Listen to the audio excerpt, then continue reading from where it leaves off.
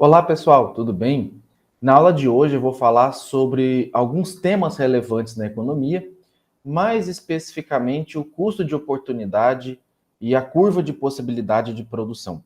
Tá? Isso aí é algo que os economistas, né, os gestores públicos estão sempre de olho, porque isso pode influenciar os fatores de crescimento ou não. Tá? Bom, primeiro vamos falar aqui do custo de oportunidade.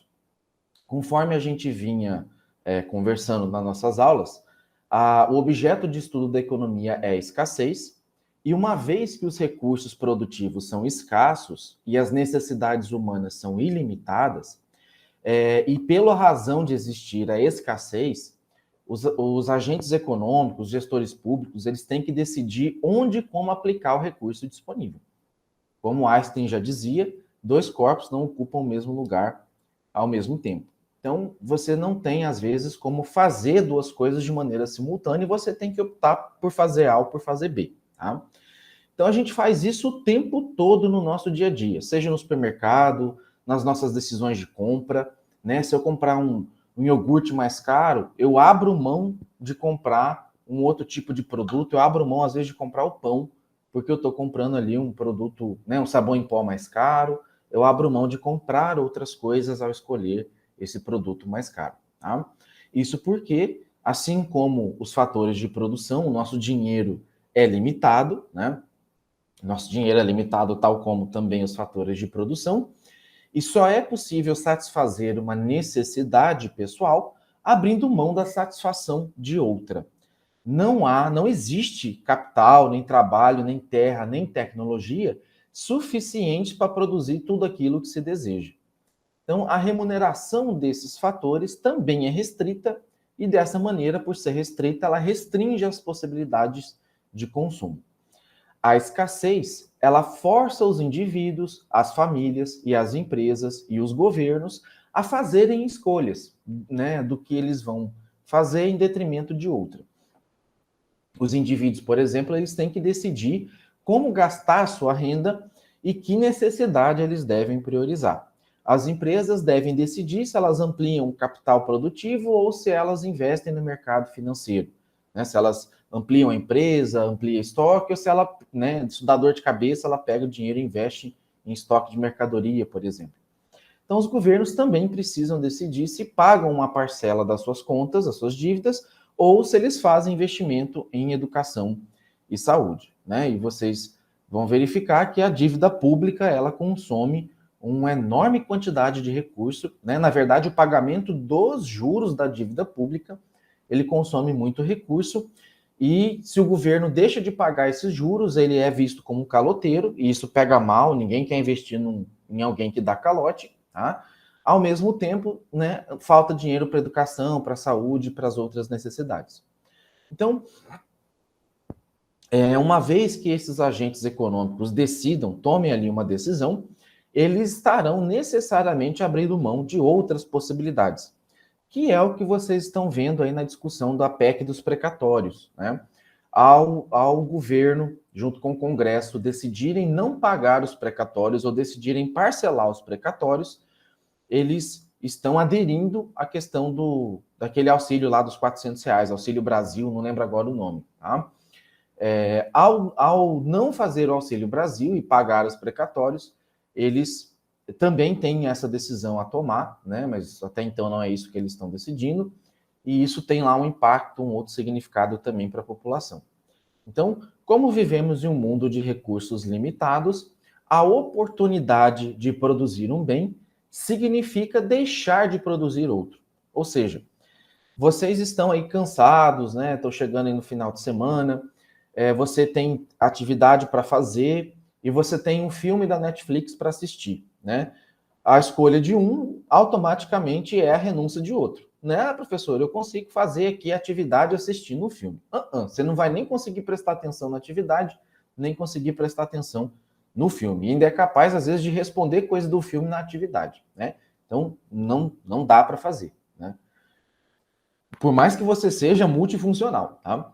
Com toda escolha, como toda escolha, a escolha da satisfação de certas necessidades em detrimento de outras envolve ganhos e perdas. Por isso, quando se decide gastar ou produzir, as empresas, os governos ou nós como famílias estaremos renunciando a outras possibilidades. A opção que se deve abandonar para poder produzir ou obter alguma outra coisa se associa ao conceito de custo de oportunidade. Tá?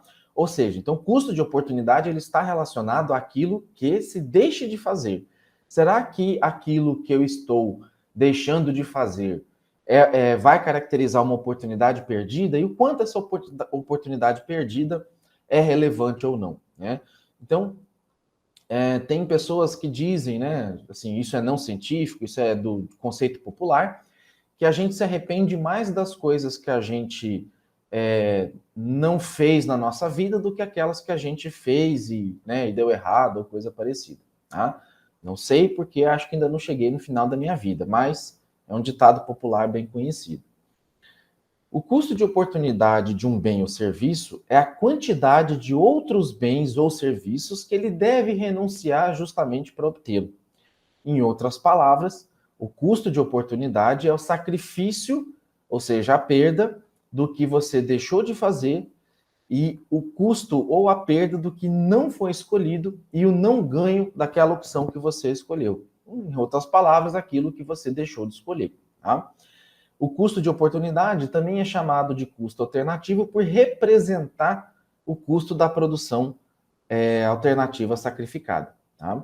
Em outras palavras, também, o custo de oportunidade ele vai representar o valor associado à melhor alternativa não escolhida. Então, ao se tomar determinada escolha, ao fazer determinado escolha de caminho, você deixa de lado as outras possibilidades porque elas são automaticamente excludentes, como no caso que eu falei de assistir o filme e fazer atividade. Então, essa alternativa não escolhida, né? Se você escolheu optar assistir fazer atividade, se você escolheu optar por fazer atividade e deixar de assistir o filme, tá? O não assistir ao filme é o custo de oportunidade, tá? É um benefício não obtido, tá? E é uma possibilidade não escolhida, tá? E o mais alto valor associado aos benefícios não escolhidos pode ser entendido como o custo da opção escolhida ou chamado também custo de oportunidade. Puxa, esse filme que eu perdi, isso me custou. Eu deixar de assistir esse filme, eu deixar de ir naquele show para estudar, isso me custou, teve um custo, porém foi o custo de uma oportunidade que eu espero ter um outro ganho no futuro. Tá? Eu deixei de ir naquela festa para fazer atividade, isso me custou um pedaço da minha vida e eu escolhi isso achando que, ou pensando que, estudar vai ser mais vantajoso do que ir no show nesse momento. Tá? Um outro exemplo seria uma fábrica de cadeiras que ela só produz 10 cadeiras por mês e o mercado de cadeiras absorve, compra toda essa produção dela. Então, a produção perfeita, ela dá conta de produzir 10 cadeiras, umas cadeiras chiques, bonitas, e ela consegue vender essas 10 cadeiras aí para o mercado. Aí, o pessoal começou a pedir, eu quero mesa, quero mesa, quero mesa, e essa fábrica resolveu iniciar uma produção de novos produtos, que, curiosamente, são mesas.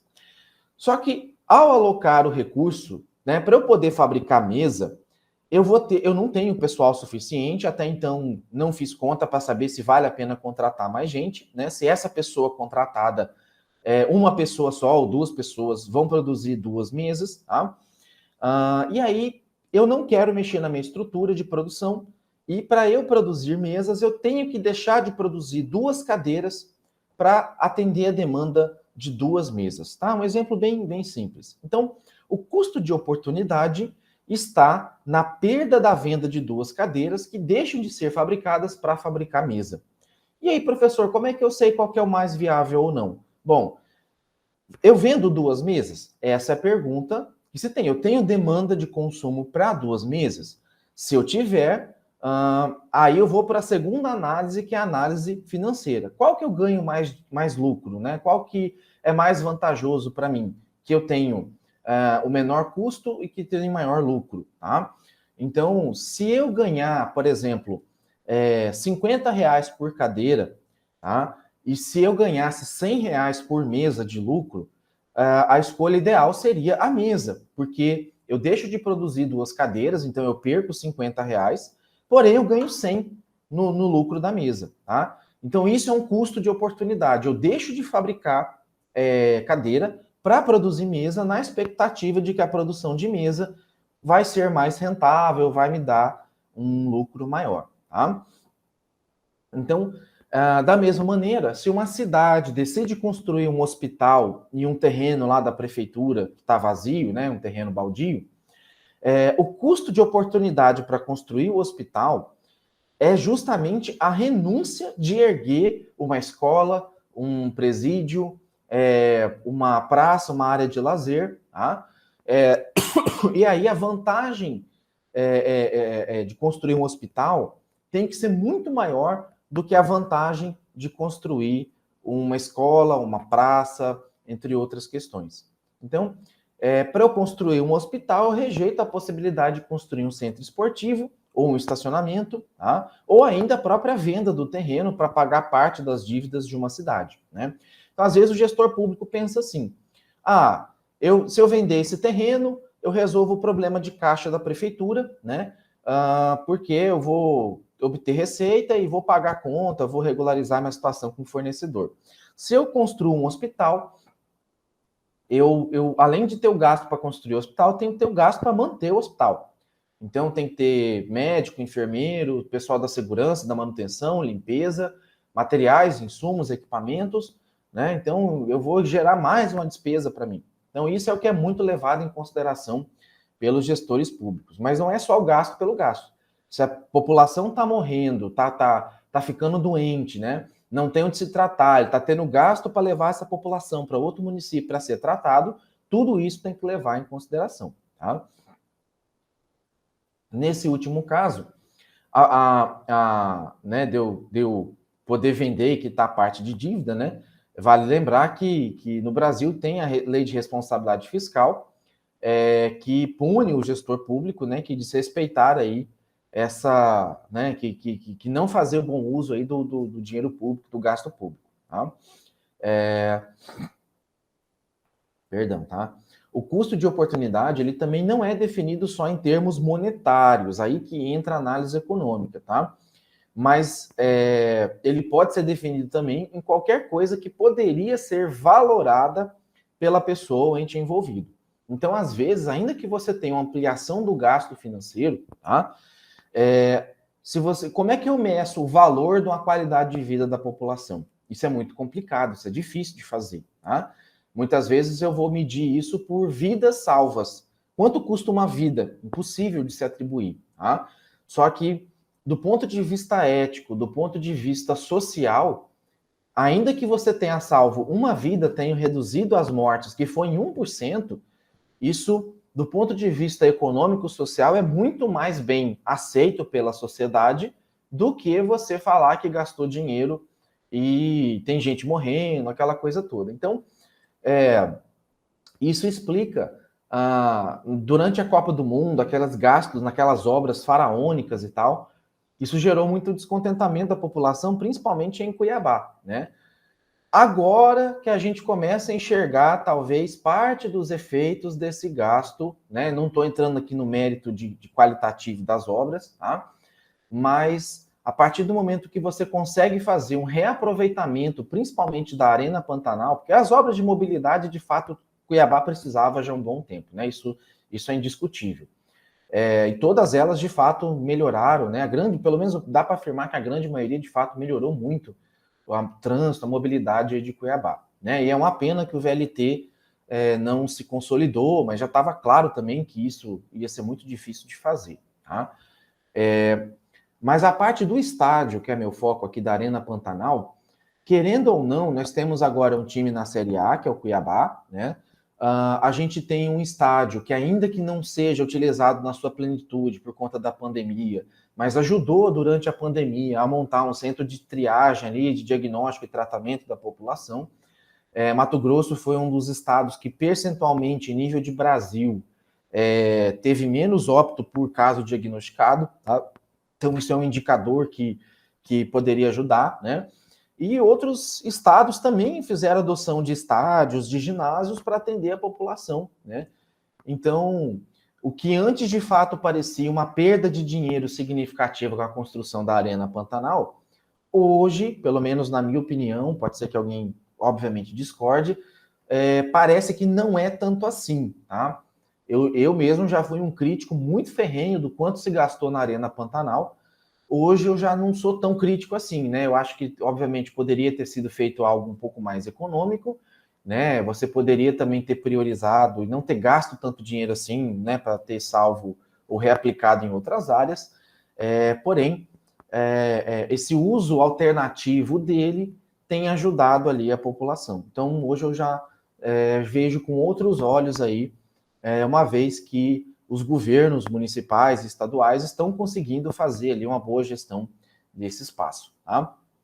E funciona também a defesa civil, funciona, já chegou a funcionar, não sei se está funcionando ainda a escola técnica lá na Arena Pantanal, tá? Mas é isso que é bacana, você vê um espaço que de fato tem múltiplo uso, tá? E aí, a gente tem o custo e você tem associado ao custo as curvas de possibilidade de produção. Então, dada a escassez do recurso da economia, os agentes econômicos eles são obrigados a fazer escolhas ou renúncias, né? Então, quando um bem é escasso, os indivíduos são forçados a escolher e são forçados a escolher como vão utilizá-lo. Em consequência, passa a haver uma certa troca, ou seja, satisfazer uma necessidade significa a não satisfação de outra. A curva de possibilidade de produção mostra as trocas que os indivíduos, as empresas ou governos são obrigados a fazer por conta da escassez do recurso. Então, o custo, ele é um indicador. A curva vai mostrar aonde esse indicador está presente ou não.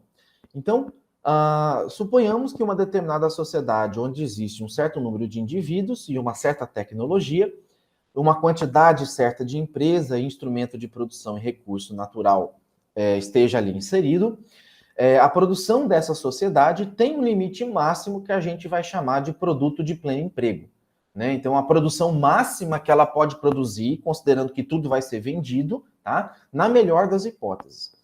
Então, nesse nível de produção, é como se você dissesse que todos os níveis de recursos estão ali, alocados ali. Dá o gás máximo para esse tipo de produção. Todos os trabalhadores que querem estão trabalhando, todas as ferramentas estão sendo utilizadas, todos os insumos estão sendo aplicados, então ela está funcionando no seu máximo total. Então, vamos supor ainda que essa economia, né, esse modelo de país aí, ou de cidade, produz apenas alimentos e roupas.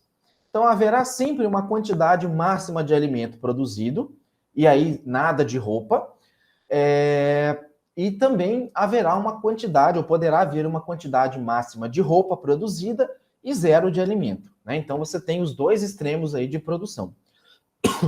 Entre a quantidade máxima de roupa e a quantidade máxima de alimento que pode ser produzida, existe um número infinito, tá? Existe um intervalo de número aí, tá? Que eu posso fazer combinações entre produzir 1 e 9, 2 e 8, 3 e 7, tá? Vamos colocar uma escala de 0 a 10, que pode ser combinada, e essa associação de número é aquela que vai satisfazer as necessidades humanas, tá? Então, pegando aqui um exemplo gráfico, tá? Vamos supor aqui que eu tenho 6, deixa eu pegar aqui uma caneta para marcar. Eu tenho 6 alternativas de produção, tá? Que estão colocadas nessa coluna aqui. Então, eu tenho 6, eu falei infinita, né? Mas aqui eu estou finito, eu estou finitando, eu estou colocando um limite. Então, eu tenho 6 possibilidades aqui de produção, tá? Então, eu tenho aqui os alimentos em toneladas, 10 toneladas, 20, 30, até 60 toneladas. E eu tenho milhares de roupas, 160 mil, 150 mil, 130 e 0 roupas. Então, na alternativa de produção 1, eu estou produzindo menos alimento e mais roupa. Na alternativa 6, eu estou produzindo mais alimento e praticamente nada de roupa, tá? Então, aqui no gráfico, tá? Quando eu tenho esse ponto aqui, tá? Eu estou dizendo que eu tenho esse alternativa de produção 6, em que eu escolho produzir 60 toneladas de alimentos, tá? Aqui, e eu tenho 0 de roupa. Nesse outro extremo, eu tenho o total aqui, 160, 180, na verdade ele está em cima do 180, né? Aqui tinha que ser 180. Mas eu tenho aqui o máximo de roupa que eu poderia produzir e quase nada aqui, eu só tenho 10 aqui de alimento, tá? Então, a curva de possibilidade de produção, ela vai me dizer, possivelmente, qual é o máximo ali de produção ou qual é o modelo que eu consiga produzir mais roupas e mais alimentos. Professor, qual que é, então, nesse gráfico o mais eficiente? Depende do contexto econômico, tá? As pessoas precisam mais de roupa, as pessoas precisam mais de alimento, tá? Então, não dá para dizer para vocês, em teoria, tá? Em teoria, o ponto que eu chegaria mais alto e que eu conseguiria, né, o maior equilíbrio entre os dois fatores seria o ponto 4 aqui. Ele é o que eu consigo chegar mais alto e mais longe. No ponto 5 eu chego mais alto, porém eu chego numa distância mais curta. No ponto 3 eu chego numa distância mais curta, porém mais baixa. Então, o ponto 4, a possibilidade de 4 de produzir 40 toneladas de alimento e 100 mil roupas, em tese, tá? Considerando que, né, que isso, do ponto de vista econômico, com base nos indicadores, né, que o IBGE, que a Fundação Getúlio Vargas, que as instituições aí que fazem pesquisas vão me indicar, tá? Seria, então, em tese, o ponto de maior equilíbrio na curva de possibilidade de produção, tá? E, professor, como é que o governo, como é que as empresas sabem qual é a demanda, como é que isso funciona? Através das pesquisas, pessoal. As empresas, elas gastam dinheiro, empresas grandes, tá? Empresa pequena não costuma fazer isso. Mas elas costumam gastar muito dinheiro com pesquisa. E aí entra aquilo que a gente comentou na outra aula, né? Da questão do uso das informações. Então, muitas vezes, as empresas vão lá no Google, vão lá no Facebook comprar dados dos clientes que estão vendo o que os clientes estão pesquisando para comprar na Black Friday. Quais são os produtos que os clientes estão mais procurando para comprar, por exemplo, na Black Friday. E aí as empresas, né, um Submarino, Americanas, um Shoptime, Casas Bahia, Ponto Frio, Extra, essas empresas de olho nessas pesquisas, elas já começam a focar esses produtos, fazer uma promoção maior desses produtos para chamar a atenção, porque o cliente pode comprar esse produto que ele quer mais e comprar um outro produto acessório, tá? Então, essa curva de possibilidade de produção, ela vai mostrar, né, que eu, ao escolher a opção 1, eu abro mão de fazer 160 mil roupas, né? Ao escolher a produção 6, eu produzo alimento e abro mão totalmente de produzir qualquer tipo de roupa. Então, o dono das empresas, os gestores públicos, eles vão associar, eles vão ficar de olho nisso, tá? Nas pesquisas, nos jornais, no cenário econômico do que está acontecendo, e eles vão programar a sua produção, vão programar as suas vendas em razão disso, tá? Por que durante a pandemia, no começo da pandemia, o preço do arroz disparou? Porque ninguém imaginava que fosse ter uma pandemia e que as pessoas fossem ficar mais em casa e cozinhar mais em casa, tá? E aí isso gerou um aumento na demanda de gás, de arroz. E não tem como você fabricar arroz da noite para o dia. Você tem que plantar, você tem que colher, você tem que beneficiar, empacotar e distribuir e vender esse arroz. Então, não é simples assim. E aí vocês vão ver na nossa unidade 2 essa questão da oferta e demanda. A gente vai ver isso com mais detalhe. Por que durante a pandemia muitos preços de alguns produtos subiram drasticamente, tá? Então, essa curva, ela vai ilustrar essas possibilidades de combinações intermediárias entre roupas e alimentos, que a gente chama de curva de possibilidade de produção, ou também chamado de curva de transformação. Ela indica todas as possibilidades de produção de alimentos e roupas nessa construção econômica hipotética que a gente fez, tá? Então, essa curva é um conceito teórico para ilustrar a capacidade produtiva de uma sociedade. Da mesma maneira que com o milho você pode direcionar ele para ração animal, para consumo, né, em enlatado, em farinha e tal, ou para a produção de etanol. A mesma coisa a cana-de-açúcar. Você tem que optar por produzir etanol ou produzir açúcar, tá? Então, através dessa curva, a gente pode perceber claramente que na economia em pleno emprego, ao produzir um bem, a gente está sempre desistindo de produzir certa quantidade de outro bem. Em outras palavras, novamente, para a gente conseguir uma quantidade constante de alimentos, tá, a gente precisa renunciar a outras quantidades de outros bens. Então, essa é muitas vezes as críticas de quem, das pessoas que criticam ali, né, os ambientalistas, que falam que as pessoas não ficam comendo soja o tempo todo, que fala que as pessoas não comem só soja e milho, né? E os ambientalistas geralmente criticam os grandes produtores de soja e milho, tá? Porque eles usam grandes pedaços de terra para produzir o alimento mais para exportação do que para sanar a fome das pessoas. Só que eles esquecem que esse milho vira ração, né, que essa soja vira óleo, né, entre outras questões. Tá? Então, para a gente falar, né, de crescimento econômico, a gente tem que entender, entre outras coisas, vocês vão ver, né, que a gente já comentou que crescimento econômico é um termo bem complexo. Tá? Então, para a gente falar em crescimento econômico, é quando você consegue fazer o crescimento tanto por exemplo, desse exemplo de alimento quanto roupas, sem abrir mão, tá? Sem abrir mão de ter que fazer uma renúncia entre um e outro. Então, nesse exemplo aqui do gráfico, né, vamos supor que aqui eu tenho o modelo 4, tá? E aqui eu tenho, por exemplo, o modelo 4 mais avançado, tá? Nessa segunda curva aqui, tá? O que eu estou querendo dizer?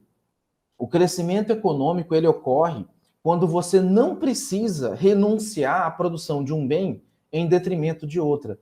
Percebam que a curva aumentou a quantidade de roupa e aumentou a quantidade de alimento sem que, né, aumentou a quantidade de alimento aqui, né, para cima, e aumentou a quantidade de roupas aqui na horizontal. Então percebam que eu não tive que fazer uma renúncia, a curva não embarrigou, tá?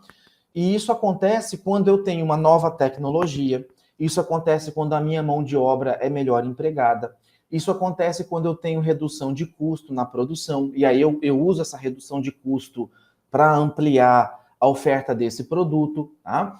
Então, entre outras coisas, tá? O crescimento econômico, ele acontece quando você não precisa fazer essas escolhas, tá? do custo de produção.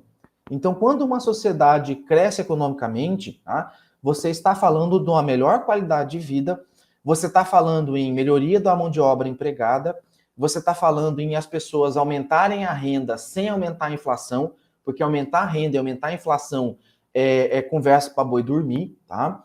E a gente vai discutir isso numa outra aula ao vivo, que eu vou falar da questão desse auxílio dos R$400, tá? Que está sendo proposto. A ideia do crescimento econômico é justamente quando você tem uma melhoria sem ter que fazer renúncias, tá? Sem ter que abrir mão de outra coisa. Então, para as firmas, para as indústrias, é possível construir uma curva de possibilidade de produção semelhante a esse exemplo que eu acabei de citar, tá? Uma empresa precisa sempre decidir quais produtos produzir e em que quantidade produzir. E essa vai ser a interação entre preço e quantidade de mercado que dará essa resposta, tá? Supondo que os empresários são agentes racionais, inteligentes e vão sempre procurar economizar os fatores escassos com o objetivo de maximizar aí o lucro, tá? Então, a gente pode afirmar que o crescimento econômico ele ocorre quando eu amplio a curva de possibilidade de produção sem ter que fazer renúncias das escolhas de produção ou dos fatores de produção, tá joia?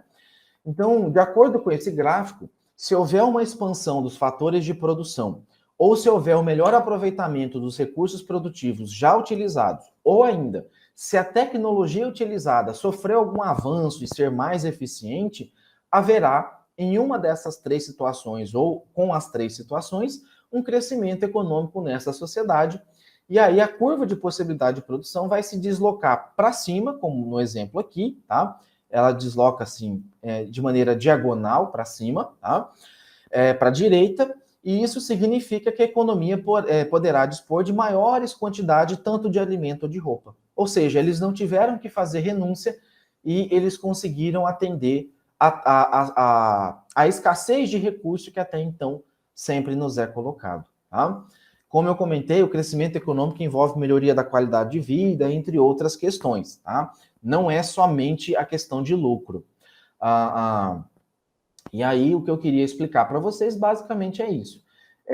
A expansão desses fatores produtivos, né, uma mão de obra eficiente, o equipamento, uma máquina, ou o melhor aproveitamento desses produtos com os avanços tecnológicos, significa que os agentes econômicos, que aí vocês entendam como as famílias, as empresas e o governo, eles precisam reduzir o seu consumo atual e direcionar parte dos seus recursos para a poupança, tá? Para que essa sobra, essa poupança, seja utilizado para um investimento futuro em novas máquinas, em contratação de mão de obra, em melhoria da qualidade de vida, em construção de praças, hospitais e por aí vai, tá?